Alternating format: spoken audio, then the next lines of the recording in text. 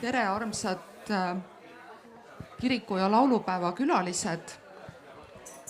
Tänase diskussiooni teema on tõepoolest seotud noortega. Ma kõigepealt tutvustan moderaatoreid või õigemini tutvustan ennast ja siis annan teisele moderaatorile sõna. Mina olen Liina Kilemit, erialalt ma olen religioonisotsioloog ja olen täna siin seda diskussiooni modereerimas põhjusel, et minu doktoritöö puudutas põhjusi, miks inimesed liituvad Eestis erinevate kristlike kogudustega. Ja väga huvitavana tuli seal esile ka noorte teema, et miks noored kogudustega liituvad ja natuke ka sellest, miks nad kogudustest mõnikord kõrvale jäävad või miks nad kogudustega hästi ei integreeru. Ja tänase paneeldiskussiooniga me siis tahtsimegi tegelikult küsida noortelt endilt, kuidas siis lood on, et kes teine ikka teab noortest paremini kui mitte nad ise. Ja sellepärast siia diskussiooni on ka täna kutsutud kohale noored. Ja annan siis sõna tutvustuseks teisele moderaatorile, Mattiasele. Ja, tervist, mina olen Mattias Haamer ja mul on hea meel tõesti siin olla laval ja olen elevil, milline jutuajamine meil siin tulemas on. Mina olen siin sellepärast, et mina olen aktiivne noor. Ma pakuks, et see on see üks põhjus, miks ma täna siin istun ja ka seda võin modereerida. Ja mul on ka südant noorte töö vastu ja ka südant näha, et ka ELK-s oleks noor ja ka see kirik saaks olla nendele noortele olemas ja saaks aidata neil leida Jumalat. Ja selles mõttes ka on mul päris huvitav siin istuda, kuna nüüd ma olen ka laste- ja noortetöö assessor, et siis peaks vist panema siin ikkagi midagi kõrva taha ja siis ka selles suunas võib-olla liikuma. Aga kas me tutvustame nüüd ka paneliste? Jaa, et enne kui panelistide tutvustuse juurde minna, ma võib-olla natuke ütlen, et sellel vestlusel on teatud mõttes natukene ka selline murelik noot, et küllap kõik osalejad on kuulnud, et rahvaloenduse andmed näiteks või religioonisotsioloogiliste uuringute andmed näitavad, et Eesti evangeelses luterlikus kirikus, et ega meil kogudustes väga palju noori ei ole. Mõistagi võiks neid palju rohkem olla. Ja siit siis lähtubki selline põhiküsimus, et mida teha, et noori kõnetada, paremini kõnetada, kuidas neile evangeeliumi kuulutada, et millised need võimalused ja kohad võiksid olla ja milline on siis selles osas meie panelistide kogemus ja nende arvamused ja seisukohad, et nende hulgas on noorte tööga seotud inimesi, on mõned teiste konfessioonide inimesed, et siit on võimalus sisse tuua ka selline natukene kõrvaltvaade või mõne teise konfessiooni kogudused või kogemused, kuidas nendel noorte tööga on läinud. Et selles mõttes meil panelistide ring on meeldivalt kirju. Ja just, et me valisime ka panelistid just täpselt selle koha pealt, et nad võiksid esindada erinevaid vaateid ja just erinevad sellist kogemust sisse tuua. Aga kas me tahame siis ikkagi, juba enne oli öeldud, et ääres on halb istuda, sellepärast, et siis peab olema esimene ja ärme siis rikku seda arvamust, et Marta, palun, kas sa tutvustaksid ennast? Kes sa oled, kuidas oled sa noortetööga olnud seotud ja miks on noortetöö sinu jaoks oluline? Ja, mina olen Marta Põld. Kuidas ma noortetööga seotud olen olnud? Ma olen kunagi, ühesõnaga ma olen Hageri luteri kirikust nagu justkui pärit. Ma olen seal elanud ja kasvanud ja kunagi ainult tegelikult väga mõned aastad tagasi ma justkui alustasin noortetööd või natukene püüdsin teha noortetööd seal. Aga siis ma mõistsin, et see ei ole üldsegi kuidagi minu kutsumus, et pigem võib-olla mul on mõned teised annid tegeleda muusikaga ja kuidagi selle kaudu mõtlesin, et võib-olla kunagi ma leian ka mingi viisi, kuidas nagu noori kaasata.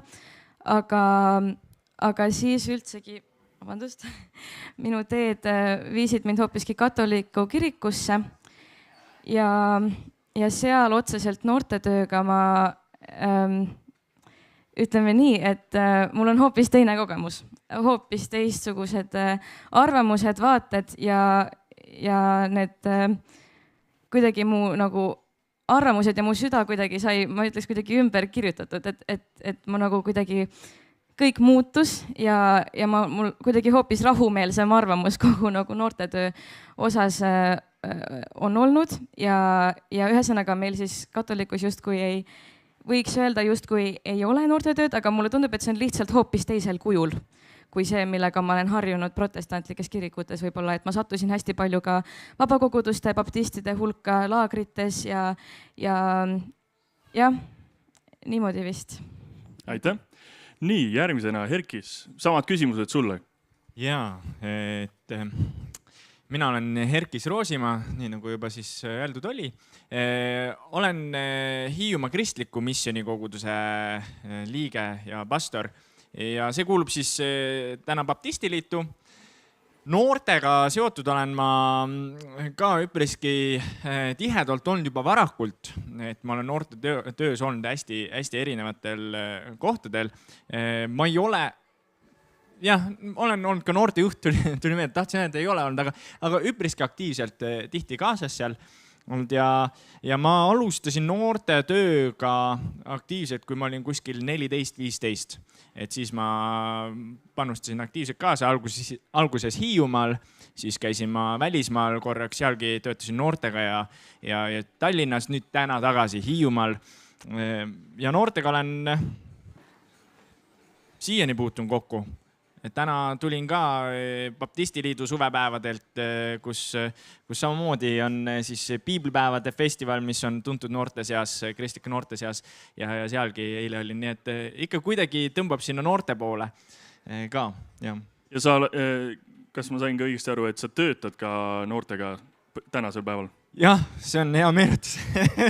Ma töötan täna koolis, põhikoolis, ma olen tehnoloogiaõpetaja ja ennem seda töötasin ka kinnises lasteasutuses. Miks ennem seda? Selles mõttes, et tuli teha mingi valik, sest mul pere kasvas ja mul on täna väike pisike, aga mulle seal kinnises lasteasutuses väga meeldis. Lihtsalt seal oli 24-tunnised vahetused ja kui on pisi beebi kodus, siis tuli teha mingi otsus. Aga tõesti, et see on ka üks midagi, mis mu südamel on. Kool, noored ja tõesti need, ütleme, sükse raskema taustaga lapsed ka. Aitäh. Kristjan. Tere, mina olen Kristjan Luhamets. Olen Tartu Pauluse koguduse õpetaja ja olen kasvanud üles kirikus. Minu vanemad on olnud aktiivsed kirikunoored ja minu vanavanemad on olnud aktiivsed kirikunoored ja nõnda edasi. Et see on kuidagi loomulik osa minu elust. Ja kui ma esimesse klassi läksin, siis sain teada, et kõik inimesed ei olegi kristlased. No see oli päris huvitav kogemus.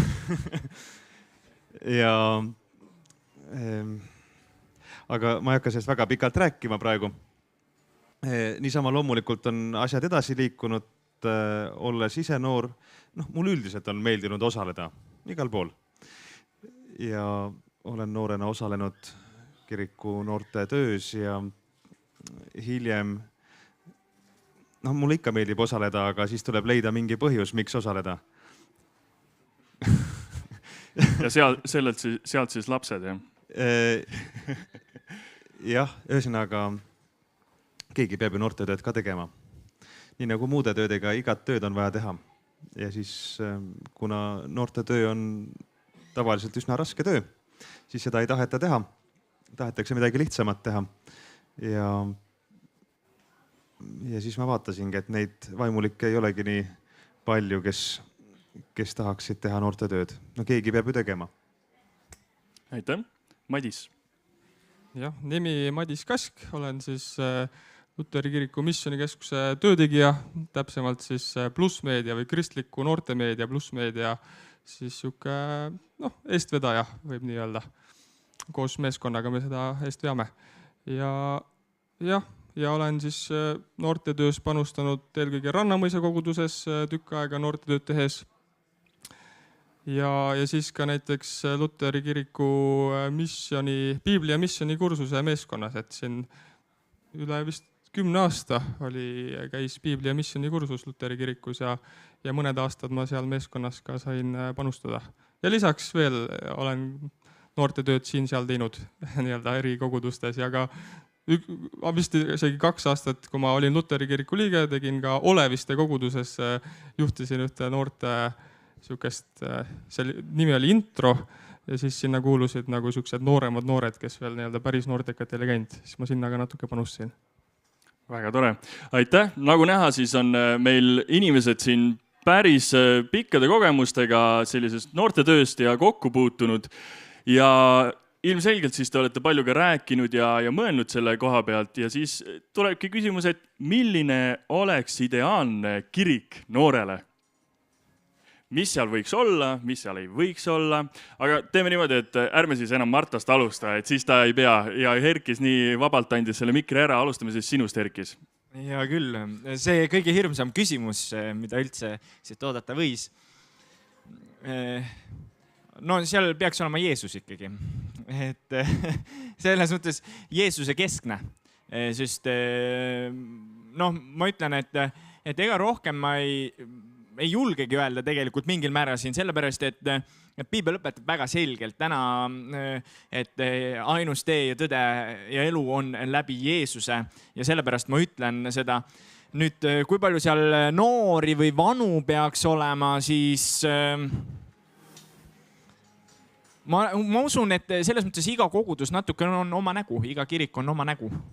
Et täna Hiiumaa kontekstis olles on meil väga palju erinevaid kogudusi väga väikse ala peale. Kärdlas, kus elab 3000 elanikku, seal on kogudusi 4 tükki, no sõidad 5 minutit välja, on kohe 5 ka, et miks nii palju kogudusi vaja selle ala peale, siis ma arvan samamoodi, et nagu iga grupp või iga kirik või iga kogudus on natuke nagu kodu, et ma arvan, täiuslik ongi see, kus sa tunned, et sa oled kodus koos Jeesusega. Ja, mina ei ole kunagi noortepärane olnud sellises stereotüüpses mõttes, ka noorena mitte. Ja tehes noortetööd, ma natuke tundsin sellest puudust, et võiks olla nagu lahedam. Aga siis ma otsustasin, et ma annan seda, mida mul on anda. Ja kirikus peabki olema noore jaoks midagi, mida ta mitte kuskilt mujalt ei saa. Ja Jumala sõna on see, mida ta kuskilt mujalt tegelikult ei saa. Ja seda meil on suures koguses. Ja ma arvan, et kirik ei pea ka olema noortepärane, vaid see kirik, kus on noored, seda hakataksegi pidama noortepärasuseks. Et mis iganes ta siis on, milline, see võib väga erinev olla, ka noortetöö on ajaloos olnud ju erinev. Et see koht, kus noored viibivad, see ongi selleks etaloniks, mis asi on noortepärane. Aga noored ei tule sinna sellepärast, et see on noortepärane. Sest meelelahutust näiteks on väljaspool kirikut ka olemas. Ja üldse mitte viletsat, päris hästi on. Aga see ei ole see, mis on meile nagu anda või mille pärast ka noor peaks sinna tulema. Muidugi on tore, kui on sõbrad ees ja nii edasi. Aga Erkis ütles õigesti, et Jeesus. Kui seda ei ole, siis võib isegi noori kirikusse justkui pealt näha tulla, aga see on illusioon. Sisu peab olema. Ja vanad inimesed käivad vahel ka harjumusest kuskil poes ja kus keegi siis käib laulupeol. Aga noored nagu otsivad sisu ja mõtet, kui nad üldse midagi otsivad. Ja ma nõustun ka siin, mis on juba kõlanud mõtted, et Jeesuse keskne, aga ma arvan, et kogudus tervikuna võiks olla ka nagu kaasav. et noortel oleks oma koht, oma roll ja et siis selles mõttes neid nagu arvestataks ja aktsepteeritaks neid. Ja kui nad ka otsustavad midagi natuke teistmoodi teha, mida siis nii-öelda üldine koguduse elu ette näeb, et siis proovida siukseid asju, aga Vabandust, kas ma saan aru, et kaasav tähendab seda, et me noori nagu otseselt ära ei peleta? Et kui me suudame nii palju ennast vaos hoida, siis oleme juba kaasavad põhimõtteliselt. No täpselt. Ja siis mõtlesin ka seda, et see võiks olla kindlasti ka üks koguduse nagu prioriteetidest.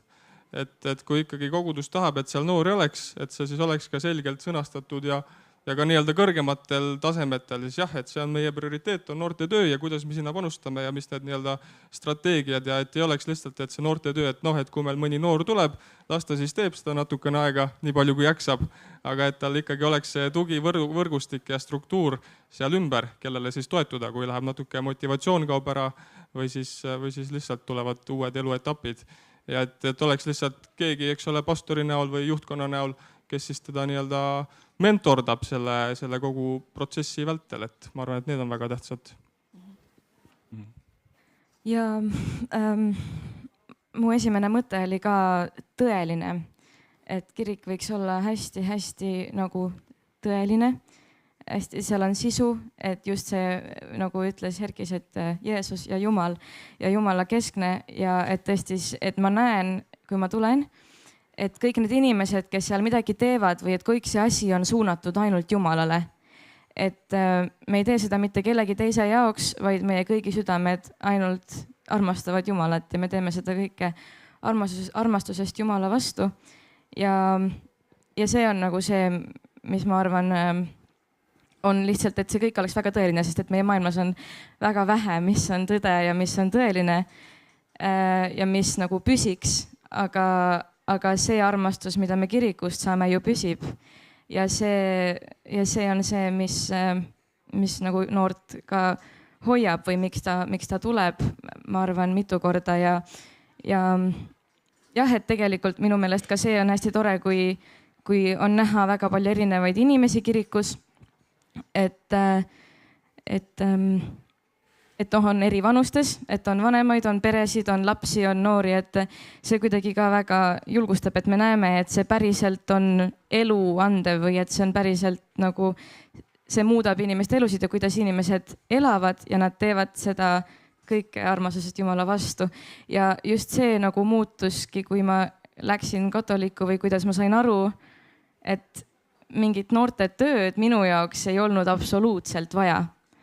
Et ma lihtsalt leidsin selle missa oli nagu kõige täiuslikum vorm, mida ma elu sees olen näinud Jumala armastusest, Jumala teenimisest ja siis ma lihtsalt tundsin, et aga kui ma saan lihtsalt iga pühapäev käia missal ja ma tahan käia iga pühapäev missal, ma päriselt tahtsin, siis mul ei ole mitte midagi muud vaja ja loomulikult sõbrad on olulised ja inimesed su ümber on väga olulised igas koguduses.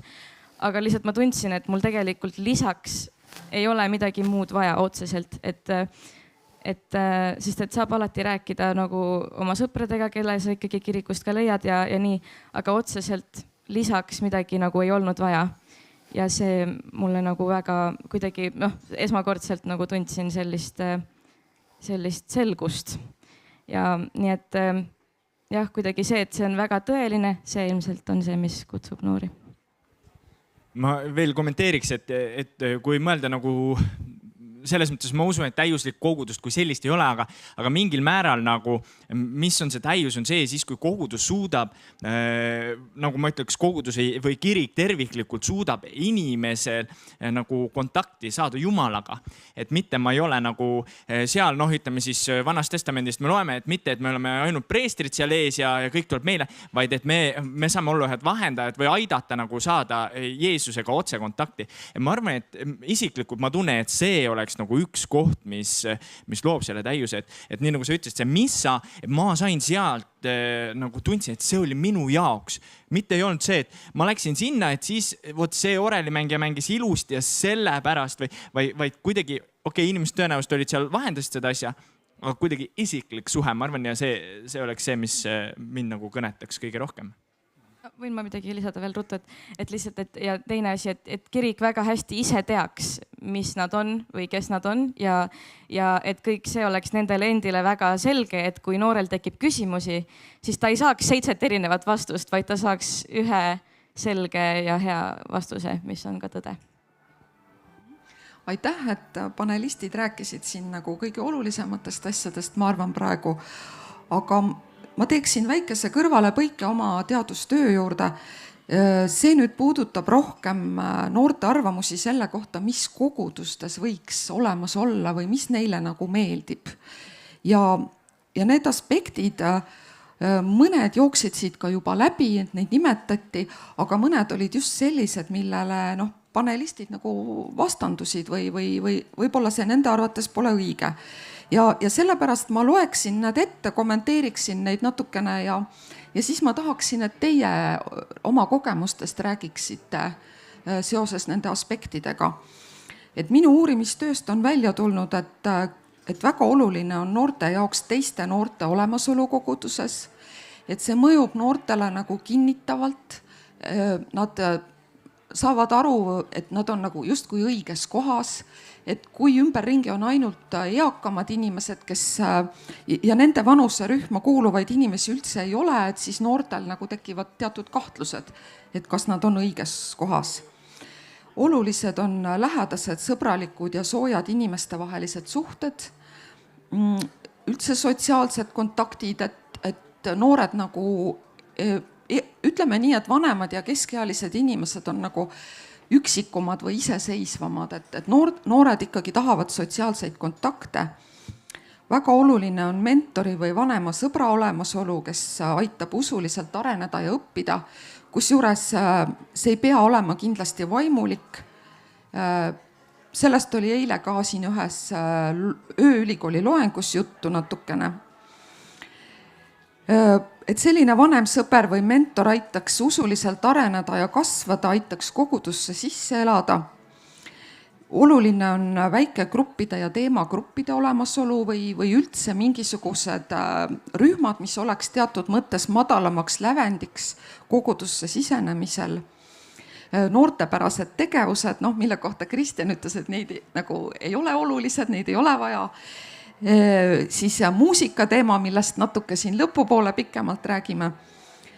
Ja kaasatus ja võimalus pidada mõnda ametit või rolli, tähendab olla kohe aktiivselt kaasatud koguduse tegevustesse, tunda ennast olulisena, tähtsana ja panustada, et see aitab ka noorel kogudusega integreeruda. Ja nüüd ma annaksin panelistidest tegelikult kõige esimesena sõna Herkisele, sellepärast et Herkis kirjutas minu juhendamisel oma lõputöö, kus ta uuris 3D koguduse kogemust just seoses noortega. Ja ma tahaksin küsida, et mis olid sinu põhilised järeldused ja kuidas need tänaseks on muutunud või mis sinu arvates on olnud selles töös nagu kandev ja mida sa oma praktika käigus oled tundnud, et see peaks olema teistmoodi? Jah, et minu töö oli siis võrrelda, ma ütleks lausa võrrelda traditsioonilist kogudust 3D kogudusega, kes ei tea, 3D kogudus on üks täna Eestis aktiivne kogudus, kus paljud noored lähevad ja kujutan ette, et mitte ainult siis baptistiliidus, vaid ka Luteris ja nii edasi on teemaks see, et miks noored lähevad ühte kogudusse, et see on olnud päris tuline teema ka baptistiliidus. Aga need, mis Liina põhjust sa ette lugesid, eks suuresti sain ka mina oma töös ju need vastused ja just nagu tutvused ja see on või see kontakt on nagu oluline. Täna minu töö tulemus ka, ma sain aru seda, et noor ei taha minna tegelikult üksi kuskile. Ta tahab alati, et keegi oleks seal ja mitte lihtsalt, et keegi oleks, aga keegi minu sarnane. Vaata, kui me oleksime, ütleme, kõik oleksid siin 5-aastased ja te tuleksite sisse, siis te vaataks, oi, see on vist vale telk ja ma lähen ära. Ja ma arvan, et noorte töös on natukene sarnane, et nad vaatavad, oi, et ma tunnen ennast, ma ei tea, olen 15, tulen sisse, vaatan, kõik on 40+, siis mõni julge on. Mõni, kui meil istub siin 5-aastased, siis mõni meist on julge ka, tuleb, vaatab, mida siis räägitakse, vaatab, ei, see ei olegi ju ainult 5-aastastele, see on mulle samamoodi. et see on nagu üks aspekt seal.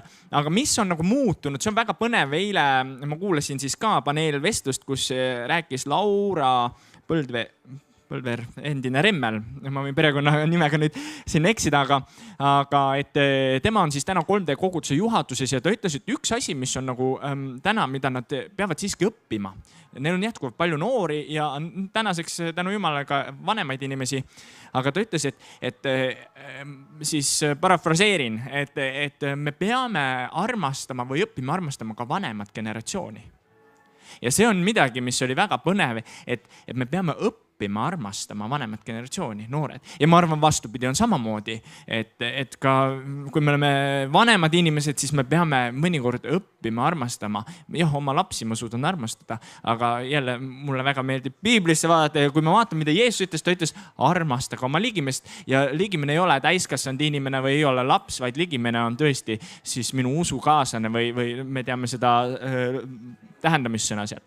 Ja mida ma veel näen, on mida tõi välja Joosep Tammo, keda samamoodi mõned teavad ja parafraseerin teda ka siis, et tema mõte oli see, et ta ütles, et täna ta näeb, alles täna. 3D kogudus on üle 10 aasta eksisteerinud minu arust. Ja ta ütles, et täna ma näen seda, et isegi need väiksed grupid, et ma hakkasin vaatama, et Piiblis olid ka nagu väiksed grupid ja see jõudis, see on see, mis 3D koguduse mudel siis on. Et need väiksed grupid, et jõuavad individuaalselt lähemale sinna ja samas ma pean veel ütlema selle kohta, et see ei ole nüüd minu töö tulemus, aga täna ise lihtsalt tundes palju noori sealt, nad liiguvad täna edasi, kellel on pered või lapsed ja nad vaatavad, et nad nüüd tahavad midagi teistmoodi. Ja see tähendab seda, et võib-olla mõni jõudis sinna siis läbi tutvuse ja täna ta tahab kuskil teenida kaasa või ta vajab mingit muud asja. Toon jälle näiteks, minu arust missa näide on väga hea. Mõni tunneb, et ta vajab seda nii-öelda missat, mingit teist teenistust ja tegelikult liikumist on järjest rohkem, ütleme seal 30-ndates. See on mu arvamus, et statistikat ma selle kohta teinud ei ole.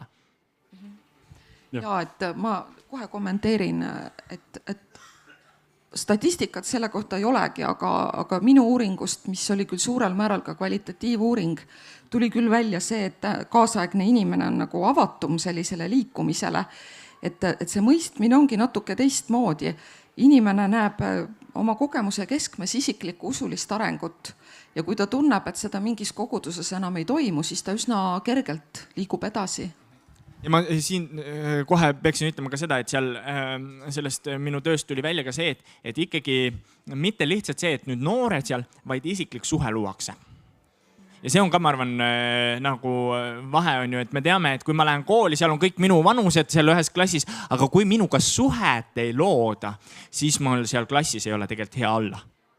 On ju, et paratamatust täna koolisüsteemis on läbi aastate ja sajandite olnud, et ikka on need, kellega suhet ei looda ja ta ei tunne sealt toodetud. Et see oli üks asi, mis noored nagu tõid välja, et tegelikult, et mul on see suhe ja siis kõik muud asjad seal järgi on ju, et teenimine ja nii edasi ja mis siin nimekirjas olid ka veel. Madis tahtis. Ja mul oli siuke mõte, mis Erkis ka välja tõi, et siuke tähtis moment on minu meelest see, et kogudus ja noored ei kasvaks nagu lahku. Et kui Luteri kirikutes, siis selles mõttes, mõnes mõttes on samamoodi nagu siuke 3D efekt, et noored lihtsalt siis peavad oma teenistuse siis kuskil reede õhtul ja kuskil kas keldriruumis või kuskil nii-öelda oma ruumis ka.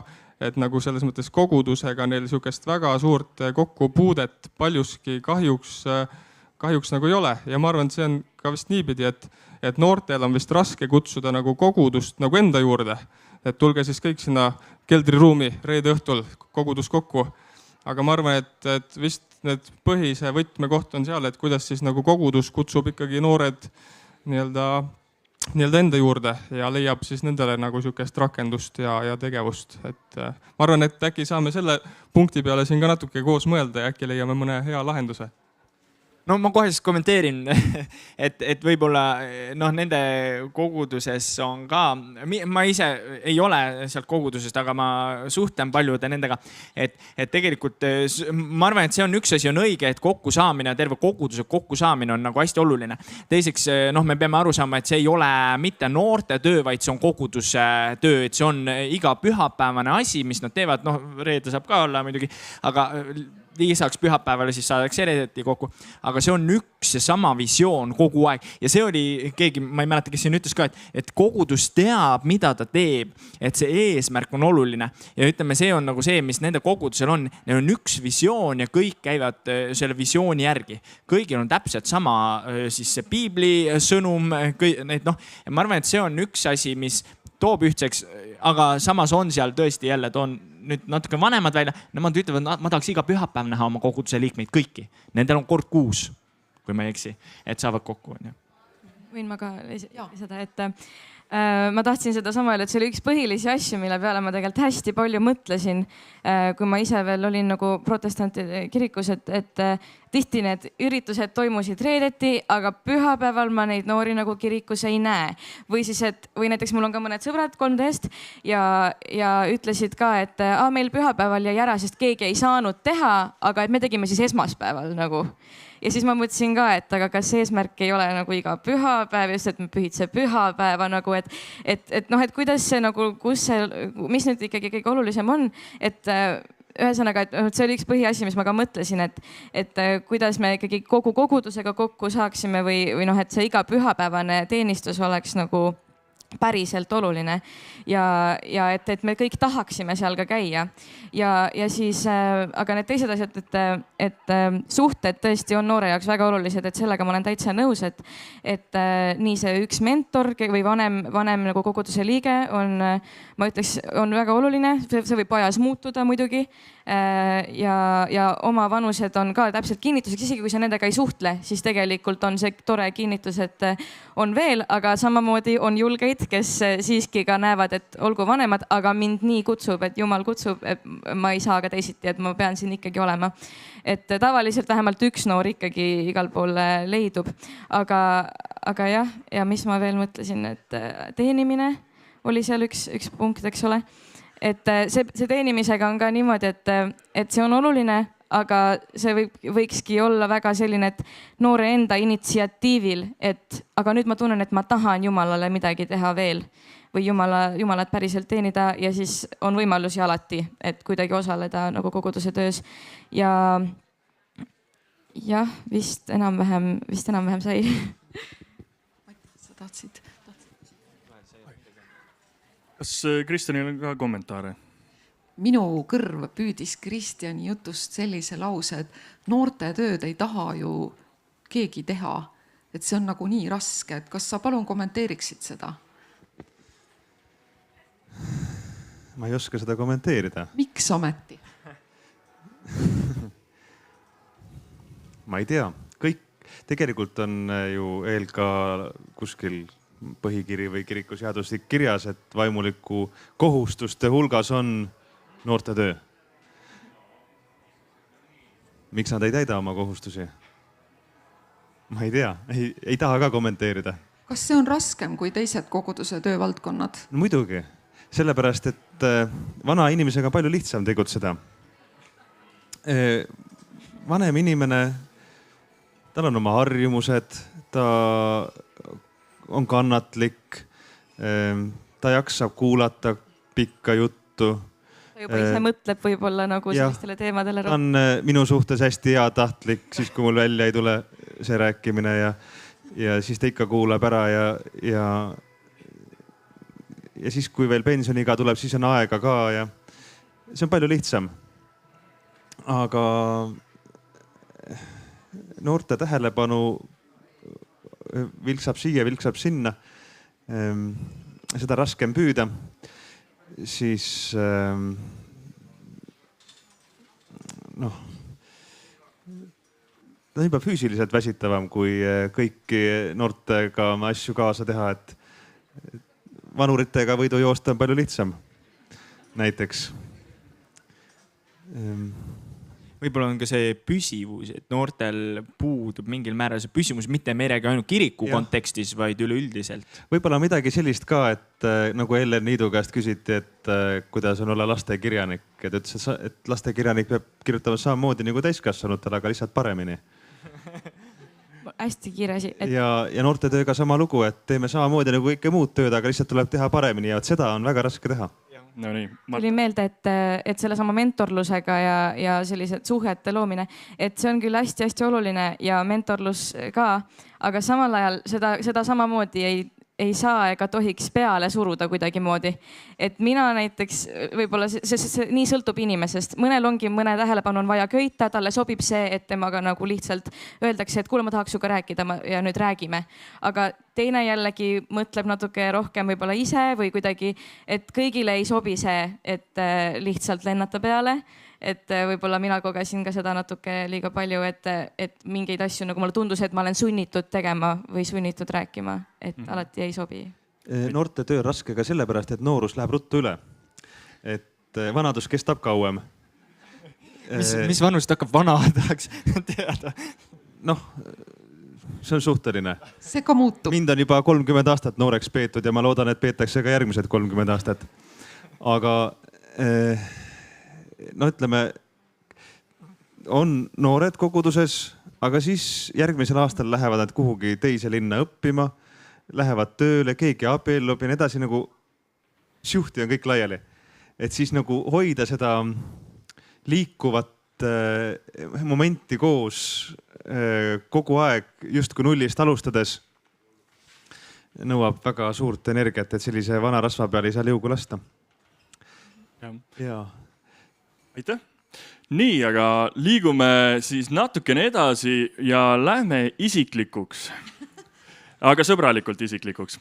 Et ikkagi me oleme siin rääkimas sellest, et ka miks ka noori Luteri kirikusse ei tule või siis miks paljud räägime sellest, miks nad tulevad. Kuule, Mattias, täitsa vale juttu räägid. Räägime sellest, miks nad ei tule. Räägime sellest, miks nad tulevad. Sest nad ju tulevad. Just. Aga ma küsiksin sellist, et meil on 2 liiget, kes on olnud luterlased ja nüüd on otsustanud siis vahetada konfessiooni. Ja küsiks selliselt, et miks tuli see otsus vahetada siis konfessiooni ja kuidas siis me Luteri kirikus saaksime selle koha pealt vältida võib-olla siis selliseid olukordi hilisemalt, kus noor tunneb, et võib-olla Luteri kirik ei ole see koht, kus tema saab oma vaimulikku kodu siis rajada. Madis, kas sa tahad näiteks alustada? No ma võin proovida, ega ma äkki saan teilt ka pärast abi, aga selles mõttes minul on nagu lihtne. Mina nagu ma enne ütlesin, siis olen Rannamõisa koguduses peaaegu sündinud, üles kasvanud, noortetööd teinud. Aga siis nüüd alla aasta ja tagasi siis ma räägin põhjuse ka ära, ma abiellusin lihtsalt. Ja siis kolisin ka Tallinna piirkonnast või Harjumaalt siis minema. Kolisin Lääne-Virumaale, Rakverre ja kuna ma võtsin siis naise, kes kuulus siis baptisti kogudusse, Rakvere Karmeli kogudusse, siis tuli ka selles mõttes sihuke eks me ikkagi arutasime ja kaalusime ka seda otsust või mina siis nagu arutasin ja kaalusin ka enda sees, et kuidas see samm saab olema, aga siis tundus selles mõttes mõistlik, et me ikkagi siis koos ühes koguduses teenime ja panustame. Ja siis ei olnud lihtsalt vist mõistlik, et me võib-olla siis, kuna Rakveres muidugi on 3 ainu kirik ka, Luteri kirik, et me siis nagu sinna läheks, kus meil kellegil nagu sidemeid selles mõttes suuresti ei ole. Et siis me sai siuke otsus nagu tehtud. Ja eks ma selles mõttes ikkagi, eks mul oligi siis mõnda aega siuke väike identiteedikriis natukene, et kes ma siis lõpuks olen. Aga samas, kuna kiriku noortel või üldse tervikuna see maastik seal väga palju, kui sa oled kristlane, noor, ega sa selle peale nagu väga palju ei mõtle, et kas sa nüüd oled luterlane või sa oled baptist või nelipühilane. Et õnneks Eestis on see sihuke kristlik maastik selline, et kõik saavad kõigiga läbi ja mahuvad ka ühte ruumi ja ühte telki ära teinekord, kui vaja. Ja selles mõttes oli see asi nagu mõnes mõttes lihtne minu jaoks. Aga küsiks natukene laiendatult, siis lähme korraks sinu puhul sellest isiklikust ruumist välja. Et väga palju, ma usun, on sul ka tuttavaid noori, kes on liikunud näiteks Luteri kogudusest ära. Kas nad on ka sulle jaganud, et mis siis on jäänud puudu näiteks Luteri koguduses teenimisest või osa olemisest? Jah, nagu siin juba sai vist algus mainitud ka, et noored ikka lähevad sinna, kus on nagu teisi noori ja kus midagi toimub. Et kui nüüd võrrelda näiteks Rakvere näidet ka, siis selles mõttes Karmeli kogudus on tuntud kui üks kõvemaid noortetööd tegevaid kogudusi. Ja jah, et kui me selles mõttes võrdlus, et seal käib noorteõhtutel sihuke 80-100 noort ja siis 3 ainus, ma vist pole kuulnud, et seal eriti noortetööd toimukski, aga mõnes mõttes väikses piirkonnas on hea, et siis üks kogudus täidab selle noortetöö rolli ära ja 3 ainus toimub muid nagu häid asju, et seal töö erivajadustega inimestega ja nagu muid vanemate inimestega, et on nagu muid valdkondi, et kogudused peavadki mõnes mõttes üksteist nagu selles mõttes õlad kokku panema, eriti väikestes kohtades, aga miks mitte ka suurtemates Tallinnas. Et kui üks teeb ühte valdkonda hästi ja asi toimib, siis seda nagu toetama ka koguduste üleselt. Ma arvan, et see on nagu hea sihuke mõte. Aga miks siis noored nagu, jah, põhiliselt ongi see, et seal noored lähevad sinna, kus on ikka teised noored. Et kui mõni kogudus teeb seda hästi või paremini või lihtsalt tõmbab noori, et siis noored ka sinna koonduvad. Nii et see Herkise hea illustratsioon, kus kui saalitäis 5-aastaseid on, et siis sinna tuleb ka 5-aastaseid juurde. Aga Marta, küsiks sinu käest ka siis selline, kui sa luvad isiklikku kogemust ja siis samamoodi võib-olla natuke laiendatult, et miks siis näiteks ka liigutakse sellise kõrgkiriklikuma poole? No mina nagu... Ma olin hästi palju ju pigem ka Luteri nagu noorena, olin vabakoguduste noortega ja niimoodi koos laagrites. Ja ma nägin väga palju seda, et liiguti nagu pigem sinna poole või paljud, isegi kui mitte ametlikult, siis nagu käidi pigem nendega läbi.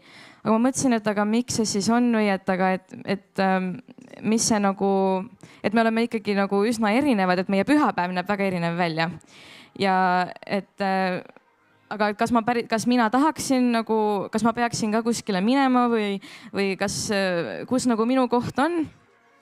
Ja ma mõtlesin, et ma tegelikult üldse ei taha, et ma üldse vabakogudus või selline nagu otseselt ei tõmba, et jah, seal on küll noored, aga kas tõde on seal, kus kõik teised noored on või et kas see on nagu eesmärk, kiriku eesmärk.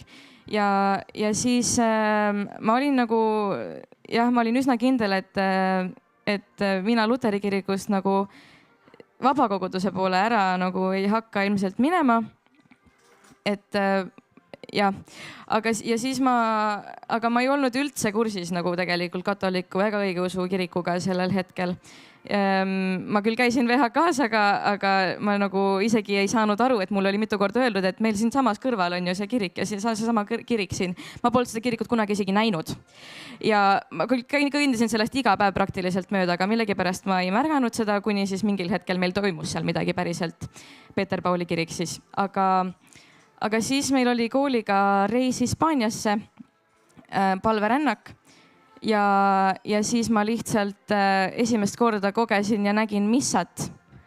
Ja ma mõtlesin, et miks keegi mulle varem ei ole nagu näidanud seda või miks ma ei tea sellest mitte midagi. Ja ma olin täiesti nagu, et aga siin on ju kõik olemas, mis me kunagi oleme otsinud või mida justkui, et kõik, mida ma olen võib-olla mingil määral näinud paremini olevat baptistide juures või vabakoguduste juures, aga samal ajal nagu kõik, mis mulle Luteri kirikus ka meeldib, on nagu kokku pandud ja on veel püham ja ilusam.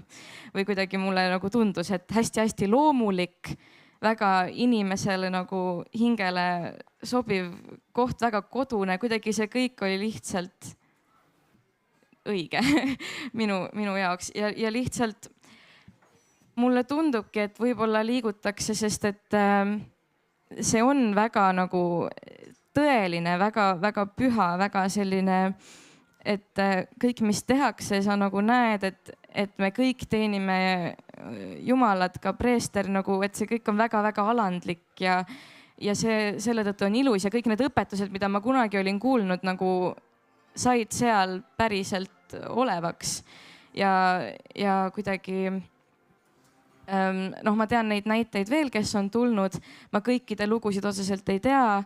Aga peamiselt ongi kuidagi, et see lihtsalt läheb nii, et see on väga üleloomulik kuidagi kutsumine ja lihtsalt siis mulle tundubki jah, et see oli väga kuidagi tõeline. Aga mis siis Luteri koguses puudu jääb, on võib-olla siis see, et ma mõtlesingi, et tegelikult ju justkui õpetus ei olegi kuigi kaugel, sest et missa tegelikult mulle tunduski nii tuttav, ma avastasin, et oi, aga täpselt sama kord on tegelikult, mis Luteri kirikus ja mulle selle tõttu oli nagu väga lihtne liituda või nagu ma sain kõigest aru, aga sain veel paremini aru, et ma sain tegelikult, kui ma siis läksin, kui ma olin seda Hispaania kogemust juba saanud, läksin siis Luteri kirikusse teenistusele, ma sain kõigest palju paremini aru, et kuidagi miks on niimoodi, et ma lähen teise kirikusse ja siis ma saan alles Luteri kirikust aru. Et see kuidagi on väga segane ja ma tunnengi, et võib-olla minu puhul oleks olnud, et leerikool oleks võib-olla saanud olla selgem ja seetõttu ma kuidagi mõtlesingi seda, et kui noorel on küsimus, siis ta nagu kas ei saa vastust või saab sellise väga ebaselge vastuse või saab erinevaid vastuseid, et kuidagi seda selgust saaks kindlasti paremini teha niimoodi, et noor saaks aru, miks me pühapäeval kirikus käime, mida see teenistus nagu iseendast kujutab, mida see tähendab, et eelkõige käime kõigepealt kirikus pühapäeviti ja siis on nagu noortetöö lisaks. Okei, aitäh. Ja Kristjan, sina tõesti tuleb ka Luteri kirikusse noori. Kas sina saaksid põhjendada seda, mida noored leiavad siis Luteri kirikust? Ma arvan, et igas suunas liigutakse. Kõikidesse konfessioonidesse minnakse, kõikidest konfessioonidest tullakse. Noored on väga erinevad, iga inimene on ainulaadne ja need põhjused ka. Ja need on väga erinevad. Me võime nagu mingisuguseid tüüppõhjuseid välja tuua, nagu ütleme abiellumine näiteks, sükene loogiline, või siis rakenduse leidmine kusagil, kus ma tunnen, et ma saan olla vajalik. Aga on ka muid. Mulle meeldivad need põhjused rohkem, kus ma tunnen, et ma saan anda, kui et ma lähen kusagile midagi saama. Nagu Paulus kirjutab, et kui te kokku tulete, teil kõigil on midagi. Iga jumalateenistus me tuleme sinna andma. Ja näiteks minu isa rääkis seda, kuidas ta 70ndatel aastatel noore inimesena käis kirikus selle mõttega, et keegi ei saaks öelda, et kirikus ei ole mitte ühtegi noort. Et kui tema on kirikus, siis järelikult ju üks vähemalt on. Oma kohaloluga me juba läheme andma. Ja see mõtteviis meeldib mulle rohkem, sest kui ma lähen saama, siis selgub, et liigun ja korraks nagu oli huvitav, aga siis ikka veel mitte piisavalt. Ja niimoodi võib see rändamine muutuda kuidagi sihituks. Aga mida siis Luteri kirikus saada? Ma ei oska niimoodi üldistada. Seda peab konkreetseid juhtumeid analüüsima, siis võib rohkem öelda, aga see läheks juba andmekaitsega vastuollu. Aitäh, et sa ei riku seadust ja oled diskreetne. Püüan kõigest väest. Jaa, aga nüüd läheme veel keerulisemaks. Eile ei oleks julgenud isegi nii keeruliseks minna, sest oli nii kuum, aga täna ilm võimaldab. Teil kindlasti on kõigil päris palju sõpru, kes täna ei ole üldse koguduste liikmed ja kui te kutsute kirikusse neid, siis nad ütlevad, et ei ole minu jaoks. Mida nüüd siis niisuguste noortega teha või kuidas neid kõnetada, kuidas neid kutsuda ja kuhu neid kutsuda? Kas kutsuda kõigepealt siia kiriku ja laulupäevale, et hakata vaikselt näitama, rääkima, tutvustama, et lootuses, et siis jõuab jõuan temaga ka evangeeliumist rääkida või kuidas seda peaks tegema, et alustame Herkisest. oi, ma räägin pikalt südames nagu hüüab selle poole. Olen koolis õpetaja ja ennem ütlesin ka seda. Ja täna kõik õpilased, kui nad ei ole puudunud minu tunnist väga palju, siis nad on kuulnud seda, et Jeesus armastab neid.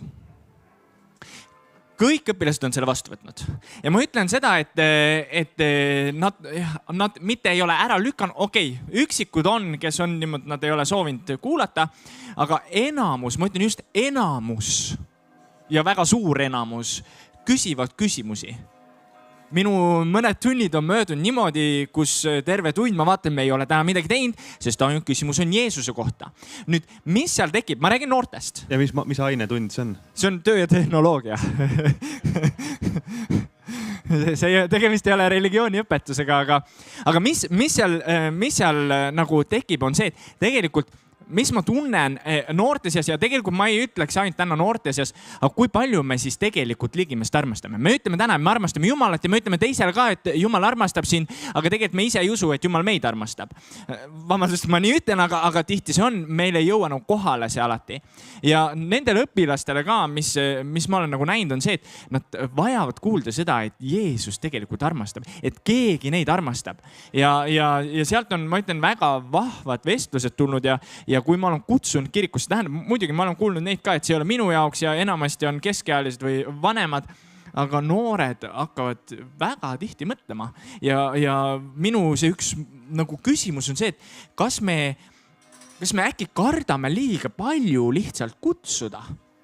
Sest keegi ütles mulle ükskord, esimene inimene, keda ma kutsusin, oli minu klassivend võib-olla kogudusse, ta ütles, mis jama, mis usuüritus see on.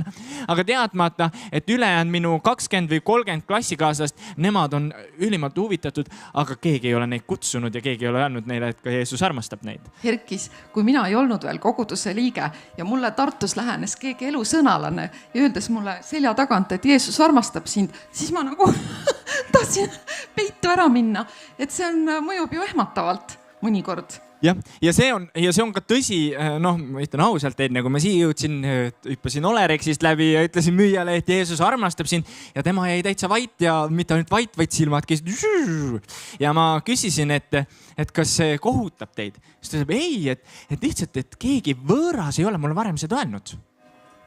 Tegelikult rohkem seal ei olnudki midagi, et ehmatab küll, aga nagu ma ei taha öelda seda, et me peame ründama neid, vaid lihtsalt ma mõnikord mõtlen, et kas nad teavad ja sealt tulles nagu noorte juurde sealt see, et kas me siis suudame armastada. Vaadake, ma usun, et me käime koguduses ikka, meil on mõni tuttav ja me tunneme tema poolt armastust tegelikult. Ja ma usun lihtsalt seda, et Jeesus on armastus ja ma saan armastada siis, kui Jeesus on minus, nagu siis ma saan armastada ligimest, kes võib-olla mulle alati ei meeldi. Aga Jumal annab selle armastuse. Et see on üks asi, ma ei ütle, et see on ainuõige asi, aga ma näen lihtsalt seda ja veel üks lugu, siis mina alustasin, kui ma Hiiumaale tagasi kolisin, siis me alustasime noorte tööd, meil oli 5 noort. Pool aastat läks mööda, meil oli 20 ja 25 noort ja rohkemgi. Enam ei jõudnud lugeda, me tegime oma kodus noorte tööd ja väga kiiresti kasvas. Ja mis oli see ka, et kuidas tuli näiteks pooled noored tulid niimoodi, et üks poiss kirjutas oma tahvlile, keda ta oli selles mõttes, ta armastas oma klassikaaslasi, ta käis läbi, ta kirjutas lihtsalt, tulge Herkise ja Maarja juurde, minu ja minu abikaasa juurde, see päev, see kell, seal on kristlik noorteõhtu. Pool klassi oli kohal. Ja nagu, et miks ma nagu jälle räägin seda, on see, et see on lihtsalt see, et näe, et nüüd keegi kutsus küll, aga see, et nad tundsid seda, et neist hooliti ja mis ma veel tegin, ma ei tea, kas te pärast küsite, ma kähku räägin ära. Mis me tegime, oli see, et me hakkasime iga nädal kirjutama 20 noorele isiklikult, et sa oled täna noorteõhtul oodatud. Ja tegelikult kogudusse ka. Ja mis hakkas juhtuma, oli see, et 20 noorest pooled tulid, käisid koguduses ja mis juhtus, oli siis see, et paljud lõpetasid. Ja nüüd tekib ka see, et Hiiumaal, seal on üks ametikool, aga see on väga spetsiifiline, kui sa tahad õppida seal floristikat ja muid asju. Aga siis me saime aru ka, et üks asi on see, et me võime öelda, et kogudusega, et jälle nad läksid ära, mida me teeme siin, kas on üldse mõtet? Või teine asi, et tänu Jumalale, et nad lähevad edasi, me läkitame neid ja soovitame neil minna kogudusse, kus iganes nad lähevad. Ja vahe pole, mis kogudus, see on ka üks asi. Mina arvan sama, et tegelikult nagu Madis siin välja tõi, et tegelikult ju vahet ei ole, mis kogudus, kus on Jeesus, see päris esimene koht, kus on Jeesus. Seal on nagu see süda ja ma usun, et selles mõttes ka ligimise armastus on oluline 2 käsku, mis Jeesus andis. Aitäh, Erkis. Kas kellelgi on ka vastupidine kogemus, et võiks kuidagi teisiti? Mida näiteks Marta arvab?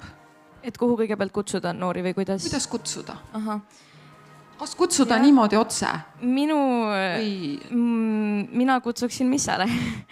aga et sellepärast, et tunduski, et jah, minul on lihtne, et ma kutsuks missale ja siis nagu saab sealt edasi rääkida või kui ta on mu tuttav või kui ka ei ole veel, siis lihtsalt tavaliselt vahel jutu käigus nagu tuleb teemaks, et mina olen kristlane ja tavaliselt siis ma lihtsalt jagan ise endast ja oma elust ja võib-olla nii, mina ütlekski niimoodi, et kuidagi enda eluga olla eeskujuks või olla lihtsalt, aga mitte selle eesmärgiga, et ma nüüd olen teistele eeskujuks, vaid et me lihtsalt elame Jeesusele ja seetõttu me elame nii ja kui tekib teistes küsimusi, siis me saame neile vastata, et miks ma nii elan või miks ma nii teen ja muidu lihtsalt, kui kelleski paistab olevat huvi või ka kui ei paista, aga tuleb teemaks, et ma lähen pühapäeval kirikusse, kas tuled ka või kui on mingi ühine reis või midagi, et siis saab lihtsalt missale kutsuda ja ma üldse otseselt ei kardaks, et missa on nii kuidagi loomulik ja tore. Aitäh, Marta. Mind huvitab, mida Kristjan arvab, Ja enne kui laseme Kristjanil arvata, me anname ka teile kohe varsti sõna. Nii et te võite juba mõelda, kas teil on ka mingisuguse küsimusi meie panelistidele, aga... Ja, Kristjan, et kas me ootame? Ma arvan, või me peame ikka välja minema kutsuma? Igat ei pidi. Isegi siin ma müün oma raamatut ja ega need ostjad ei tule siia ostma, ma lähen telgist välja ja toon nad ostjad siia kohale. Et niimoodi on vaja noored ka kirikusse tuua. Aga igaüks kutsub oma andidega, nii nagu ta oskab. Kellel on andi ühtepidi, kelle teistpidi kutsuda. Ja Robert Punder on korduvalt avalikult meenutanud ja muianud selle üle, kuidas ma talle tegin ekskursiooni kiriku ventilatsioonikambris. No jäi meelde vist. Et ma tahaks ka teisiti, aga ma ei oska. Jaa. Ma võib-olla lisaks seda, et ma olen siis aasta aega olnud ka Norras ja seal siis teinud vabatahtlikku sükest missionitööd. Ja kui me võrdleme lihtsalt Norra ja Eesti olukorda, siis Norras seal noortega proovida vaimulikel teemadel rääkida on ikka tohutult raske. Ja see tulebki sellepärast, et Norra selles mõttes on olnud kristlik maa. Kõik usuõpetused, kõik värgid koolis teavad kõike. Nad on ise juba nii targad, et selles mõttes teavad kõike läbi ja lõhki. Aga et see neil kuidagi nagu huvi pakuks või et neil oleks see sihuke põnev sellest teemast rääkida, siis seda nagu tõesti ei olnud. Aga kui me võrdleme nagu Eestis, et ka lugusi, mis me oleme kuulnud, et mõnele lihtsalt lähed tänaval, ütled, mingi noorte üritus toimub, kristlik noorte üritus, siis nad tulevad seda enam, et see on kristlik, nad tahavad sinna tulla, kuna nad lihtsalt ei tea sellest teemast mitte midagi. Nii eksootiline asi. No täpselt. Nii et ma arvan, et see on Eestis on see selles mõttes suur võimalus pakkuda nii-öelda seda eksootikat kirikutes. Nii et... Jah, ma lisan enda vastusele seda ka, et ma ka töötan koolis ja ikkagi selle samal põhjusel. Ma tehnoloogiat ei oska õpetada, aga mind koolidirektor kutsus, et tule õpeta filosoofiat. Ja siis ma ütlesin, et ma seda ka ei oska, aga ma võiksin õpetada piiblilugu. Ja siis see direktor kratsis kukalt ja ütles, õpeta siis piiblilugu. Nii et 7 aastat juba.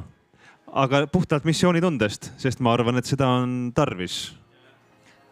Kristjan siin öeldes, et kusjuures õpilased on hiljem näidanud huvi üles minul ka õpetajad, et kas meil võiks olla usuõpetus, mis on väga vahva tegelikult, et huvi on tekkinud ja nad teavad, kust tulla küsima. ja ma veel segan ise vahele, see sama asi, mida ma Poska gümnaasiumis teen, piiblilugu, aga esialgu kool pani pealkirjaks kristliku kultuuriruumi alustekstid, mis ei ole ju vale iseenesest. Aga siis ma mõni aasta käisin neile pinda, et pange ikkagi selgelt ja otsekoheselt piiblilugu. Ja lõpuks nad panid selle ja kohe, kui see nimi sai otsekoheseks pandud, hakkas selle aine populaarsus märgatavalt kasvama. Tasub olla otsekohene, otse välja öelda, mitte häbeneda, mitte karta. Et vahel ka kooli juhtkond nagu pelgab, et kuidas me sõna piibel siia nüüd pealkirja panema. Paneme, seda noored tahavadki. Ausalt, otsekoheselt, mõtet otsides sisu ja nii on. Ma panelistide viimase jutu selliseks kokkuvõtteks ütlen ühe kommentaari, et tegelikult minu teadustööst tuli ka välja ja alguses mulle mõjus isegi natuke ehmatavana selline eeskujude roll. Et sa nagu ei peagi midagi tegema, vaid nagu Marta ütles, et sa oled see, kes sa oled ja sa võid avaldada mõnele inimesele väga sügavat muljet. Näiteks kui tal 10-20 aasta pärast tekib oma isiklikus elus mingi kriis ja ta muutub vaimselt, usuliselt otsivaks, talle võib tulla meelde mingi juhuslik vestlus Martaga. Ja see võib aidata tal mõtestada oma kogemust kristlikult, seda lahti seletada ja see eeskujude asi ongi, see mõjus mulle natuke ehmatavalt selles mõttes, et ma hakkasin käima ringi kogudustes ka rääkima inimestega ja inimesi hirmutama. Et teate, et mõelge, millist mõju te võite kristlastena tegelikult inimestele avaldada ja millise mulje te võite jätta. Et see on üks tugevamaid missioneid üldse, et kes te ise olete. Kas ma tohin selle kohta näite tuua? Ja. Üks minu elu ilusamaid hetki. Taust oli siis see, et ma juba vilistlasena läksin oma koori toetama, mingi üritus oli ja mingid laulmised. Ja seal siis üks õpilane, kes parasjagu õppis, üks noormees, millegipärast läks kohe jutt usuteemadele, võib-olla sellepärast, et ma olin juba usuteaduskonda läinud õppima. Ja me vaidlesime ja siis see vaidlus jätkus e-maili teel, kui need koorilaulud läbi said. Ja läks väga vihaseks see vaidlus, nii teravaks ja isiklikuks ja nii kuidas saab niimoodi anda üksteisele. Ja siis ühesõnaga mingil hetkel see riid lõppes lihtsalt ära, me enam ei tahtnud kumbki kummalegi midagi kirjutada. Ja siis läks 15 aastat mööda, ma ei teadnud sellest mitte midagi, kuni ma sain ühe kirja, kus selgus, et sellest noormehest oli saanud munk katoliku kirikus Norras. Ja, et aitäh ja nüüd me siis anname sõna publikule ja siis peale publiku sõnavõtte teeme väikese kokkuvõtte, kuhu me siis oma jutuga täna välja jõudsime. Ja, kas on teil küsimusi panelistidele seoses noortetööga, seoses noortega kirikus, koguduses? Ja, tulen kohe. Kõigepealt üks kogemus ja siis ka küsimus, et just siin kolmapäeval oli Põltsamaal sellesama ürituse raames üks tore ettevõtmine, nimelt Miga Toovinen, Tero Ruotsala ja Kuldar Järve olid seal sõna ja muusika õhtut tegemas, aga siis sai mõeldud, et kuidas see kutse võiks toimuda ja tegime lõkke kohvi Põltsamaa kesklinnas ja püüdsime siis seal inimesi kinni, et neid siis kutsuda. Ja tõepoolest see kutsumine mõjus, sest suur osa nendest kontserdide osalejatest olid just sellesama kutse vastuvõtjad. Aga kui nüüd siis sellel Roosisaarel tehtud üritusel oli üks selline väga kummaline olukord, et noored, kes sealt siis mööda läksid, kui neid püüdsid seal natukene peatada, ei huvita, palju maksad ja mind see ei kõneta. Põhimõtteliselt olid siis sellised ütlused ja püüdsid sealt siis ruttu ära minna. Nii et korraga jäi selline väga kummaline tunne. Aga loomulikult teisest küljest jälle ma tean ühte teist asja, et mis olin ka koolis valikute väärtuste ainet andmas, siis esimene hetk, kui ma siis seda tundi alustasin, siis öeldi, et ega sa meile Jumalast ei räägi. Siis ma ütlesin, et ei räägi, aga te hakkate küsima. Ja nii see oli, et tegelikult nad hakkasid edaspidi küsima. Et minu küsimus siis ongi, et kuidas saada seda julgust, et minna kõnetama, saada algul vastu päid ja jalgu ja ikka minna. Et kas see on alati nii? Herkis küll läheb ja ütleb kohe, et Jumal armastab sind ja muuseas vanakesed, need võtsid kenasti vastu ja need aga kuidas noored seda sõna vastu võtavad. Suur tänu, Markus. Annan siin sõna. Küsimus oli, jah? Ma hea meelega vastan ka selle küsimusele, et ma olin kuskil mandril teenimas ja ma helistasin oma abikaasaga, ma rääkisin, täpselt sisu ei mäleta, aga mu abikaasa ütles väga selgelt, ma igaks üks oma abikaasa siin ringkonnas ei nimeta ka, mõni teab, aga et ta ütles väga selgelt, et Herkis, et kui me tõesti, ta ütles tegelikult, et kui ma tõesti saaksin aru selle eest, või sellest, mida Jeesus on minu elus teinud, või mis hinda ta maksis. Siis ta ütles, et mul on kahju, et ma tegelikult istun kodus, aga tõenäoliselt ma ei istuks siin kodus. Ja siis ta ütles, ma arvan, et sa oled sammuke eespool. Ja siis ma mõtlen, et ega ma vist ei ole. Et kui ma käin ainult koguduses jagamas, mitte jälle, et ma ei taha kedagi selles mõttes survestada, aga üks küsimus on see, et kas ma mõtlen selle kartusele ja samas, kui ma hakkan mõtlema, mida Jeesus päriselt tegi ja teades, kui habras on inimese elu, siis kas ma mõistan seda, mida Jeesus tegi, kas ma tahan seda jagada?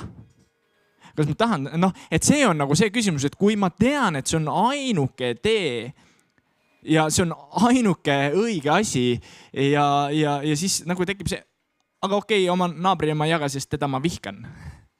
Või ma mõtlen, et aga okei, igavest tuld ma talle ka ei taha, pigem ma jagan.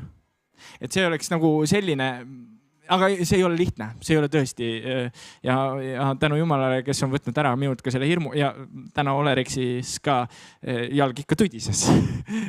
Aga kui ma ei hakka, kui ma esimest korda ei ütle, siis ei juhtu ka midagi. Kas on veel kommentaare selle küsimuse peale panelistidel? Ei ole? Siis võtame, jah.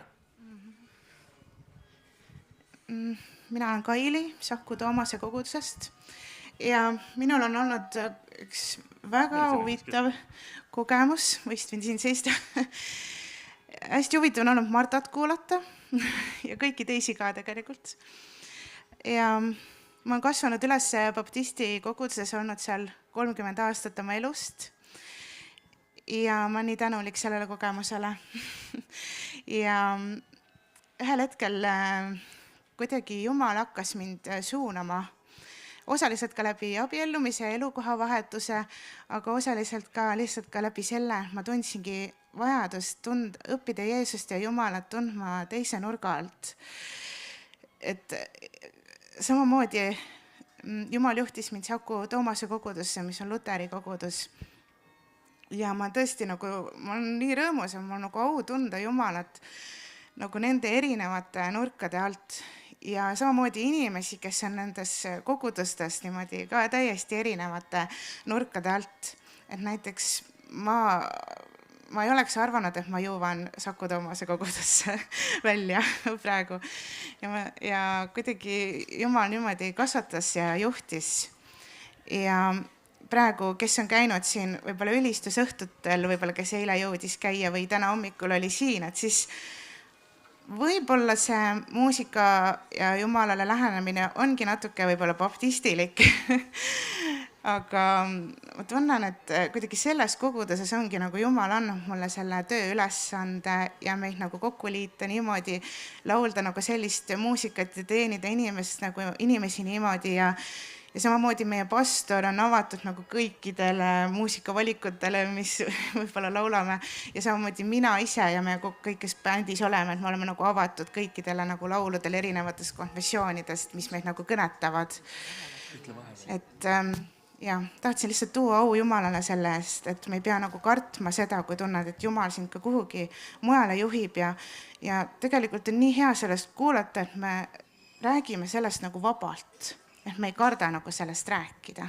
Et see nagu, loodan, et see praegu oli point sees. Suur tänu selle huvitava ja toreda isikliku kogemuse eest, et kuna siin tuli juttu muusikast, et on ju võimalus, et koguduses on ka olemas mingi noortepärasem muusika või teistsugune, mitte klassikaline, aga mina siin kasutaks võimalust ja ütleks siin olijatele, et 12.30 hakkab Pärimusmuusika Aidas äärmiselt huvitav loeng Muusikaakadeemia professor Toomas Siitanilt, kelle laule me laulame protestantliku kirikumuusika ajaloost. Minge kindlasti kuulama, ta kindlasti erakordselt huvitavalt seda teemat analüüsib.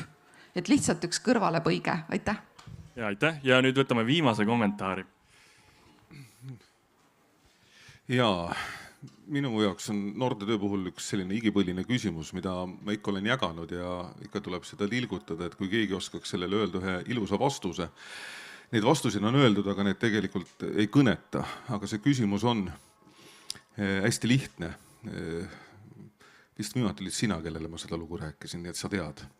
Aga mul oli õpilane koolis, lõpetasin ühe kursuse ja siis see õpilane küsis mu käest kursuse lõpus, et ütle mulle, et kas ma armastada ilma Jumalata saan? Noh, saab. Kas ma hea inimene saan ilma Jumalata olla? No saab. Kas ma ligimest aidata, toetada, julgustada tema eluteel saan ilma Jumalata? No saab.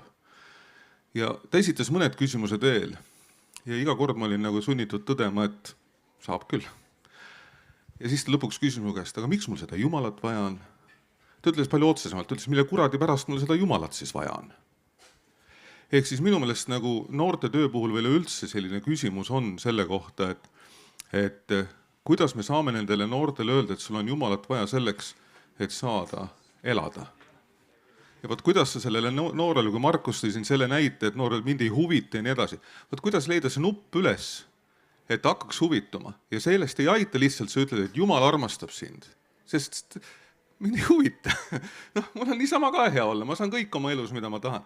Aga kuidas leida see õige punkt, et teda hakkaks huvitama, et ta leiaks selle koha üles. Ja ma selles mõttes, Marta, teades natukene tema lugu, võib-olla mingisugusel moel, mida ta ka rääkis, siis ma arvan, et just nimelt see kogemus sellest, et midagi on püha, midagi on suuremat kui see, mida me tajume, siis ka minul on see kogemus olemas. Ma küll ei ole katoliiklaseks saanud pärast, aga selline mõistmine, nii nagu Mart ütles, et ka missas on kõik need olulised asjad olemas, mis tegelikult inimest saavad kõnetada ja minu kogemus ütleb küll seda, et kui see noor tuleb kirikusse ja ta tajub seda pühaduse tunnet, ehk siis seda teistsugust tunnet, siis äkki see on üks, mis aitab tal avada seda ust, et miks mul seda Jumalat vaja on.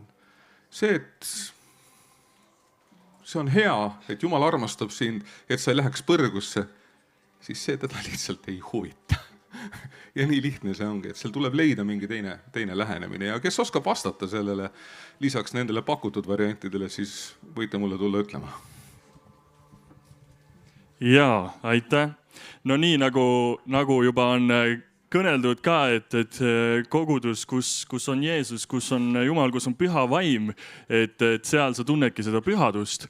Ja tõesti on tore kuulda sellist kommentaari, kui just Põltsamaa koguduses ka ühe inimesega rääkisin ja siis ta pärast ütles ka, et milline vaimsus siin on, et seda on tõesti tore kuulda.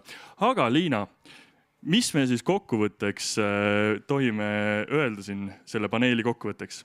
Ja kokkuvõtteks tuleb paraku tõdeda, et tegemist on ikkagi väga keerulise teemaga ja ülesande püstitusega. Esiteks on selge, et noored ei ole ka ühtne grupp. Noored on väga erinevad. Erinevates konfessioonides on erinevad konfessionaalsed kultuurid, erinevad arusaamad, kuidas uusi liikmeid kutsuda, kuidas nad tulevad. erinevad rõhuasetused ja nagu te siin ka kuulsite, et on mingid motiivid, mis on ühised, ehk siis selline individuaalne lähenemine, selline vanem nii-öelda õpetaja või vaimne juht, mõnikord on ta oluline, mõnikord mitte. Aga näiteks seesama noortepärasuse teema, et mina olen oma uuringute käigus rohkem puutunud kokku selliste noortega, kes ütlevad, et see noortepärane jumalateenistuse laad ja võib-olla ka noortepärane muusika on neile oluline, aga samas siin diskussiooni ajal me kuuleme, et see ikkagi ei ole oluline kohati. Et see näitab veel kord, et nii nagu meie ühiskond on diferentseerunud, on väga palju erinevaid gruppe, erinevaid arusaamu, et me ei saa ka eeldada, et noored on ühesugused ja mõtlevad ühtemoodi. Aga vaieldamatult see teeb ju vaimulike ja noorte töö tegijate elu keeruliseks. Ja täna siin seda diskussiooni lõpetades ma ütleks ka, et sellel teemal oleks teiega tegelikult tahtnud veel rääkida vähemalt tunni või 2, et oleks tahtnud veel rohkem rääkida ja teada ja teie kogemusi arutada, aga midagi ei ole teha, et paraku aeg hakkab nüüd kokku tõmbama. Et praegu meil on 10 minutit aega, et me võime teha veel väikese ringi, et igaüks saab lõpetuseks veel midagi öelda, iga panelist. Jah, aga siis lühidalt. Aga alustame siis sealt kohe äärest. Kuna praegu muusika on mitu korda tulnud teemaks, siis mul lihtsalt paar mõtet tuli, et just see noortepärane muusika, et see oli kusjuures üks esimesi asju, mida ma kogesin, et tõesti, kui ma olin nagu veel laagrites käisin ja niimoodi protestantidega, siis justkui jah, esimene emotsioon oli, et kui lahe, et võt sellised justkui noortepärasemad laulud või lihtsalt teistmoodi laulud. Aga pärast lõppude lõpuks, nüüd ma ei ole üle aasta absoluutselt kuulanud seda muusikat, et mulle vastupidi nagu üldse enam ei sobi selline muusika, vaid ma olen kuidagi, ilmselt see on minu enda isiklik mingi esteetiline maitse, aga lihtsalt, et hoopis rohkem nagu selline, need laulud, mida me katoliku kirjas, need ei ole tegelikult sisu on ju sama enam jaolt, aga lihtsalt, et kuidagi minu jaoks enam ei ole üldse oluline, et seal oleks see kitarr, et seal oleks see trumm või vastupidi, see tundus mulle, et see mu tähelepanu nii hajub tänu sellele, eriti kuna ma olen muusik, ma hakkan hoopis rohkem kuulama nagu, et mis harmooniad ja mis seal kõik huvitavad, nüüd teeb tema ja nüüd teeb tema. Et see kohati võib hoopiski nagu tähelepanu hajutada. Ja teine asi, mis ma mõtlesin, et Eestis on nagu ülihea võimalus veel jagamiseks, et meil on üldlaulupeod ja noorte laulupeod, kus vähemalt üks laul on igal korral väga kristliku sisuga või vähemalt mingil määral kristliku sisuga. Juba need nagu ühislaulud on mõni nendest on väga kristliku sisuga. Ja ma mäletan, ühel aastal oli lausa Otse kui hirv, oli nagu konkreetselt psalmi tekst ja neid on mitmel aastal.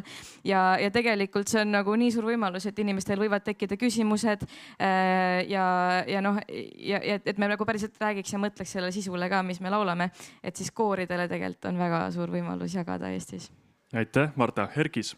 Ma lühidalt vastaksin siis selle küsimusele, võtaksin oma selle lõpu.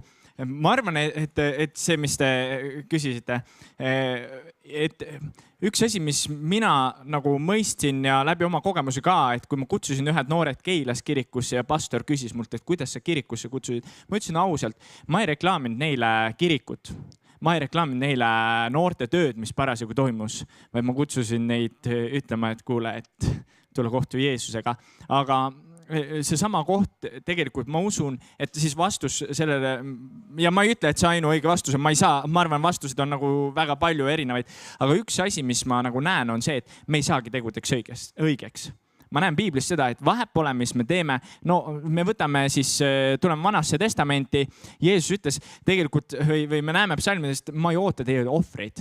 Ma ei taha tegelikult teie ohvreid enam, Jumal ütles seda, ma ei taha ohvreid. Miks? Sellepärast, et sellest ei piisa. Ja see sama noormees siis, kes küsis selle küsimuse, ega küsimus ei olegi selles, kui hästi sa elad, vaid küsimus on, mis suhe sul on. Ja minu jaoks on see abielu suhe Jumalaga siis või Jeesusega.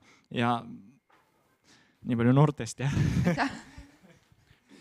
Korvpallimängus mõni vise jõuab sinna korvi, mõni mitte. Aga kindlasti saab 0 punkti selle viske eest, mis jäi viskamata. Noortetööd on lihtsalt vaja teha, ükskõik kuidas. Selle asja sisu on Jeesus ja siis on vaja teha. Igaüks oma andidega, omal moel ja muudkui tehke.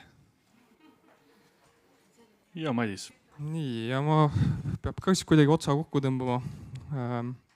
Ma mõtlesin lihtsalt selle mõtte peale, et kuidagi julgeda saada sõbraks või suhestuda ka nende inimestega, kelle moodi sa selles mõttes võib-olla üldiselt ei ole. Et siin istuvad ka võib-olla natuke vanemad inimesed, et kui te ei ole noorte moodi, lihtsalt katsetage, minge sealt nii-öelda mugavustsoonist välja, küsige, kuidas neil läheb, tehke proovi või samamoodi ka koguduse kontekstis, et me ei jääks kuidagi väga siukseks individualistlikuks, vaid kuidagi julgeks ikkagi suhelda ja läbi nende sõprussuhete saavadki inimesed teadma, kes on Jeesus läbi selle eeskuju, mis meie siis oma eludega saame teha.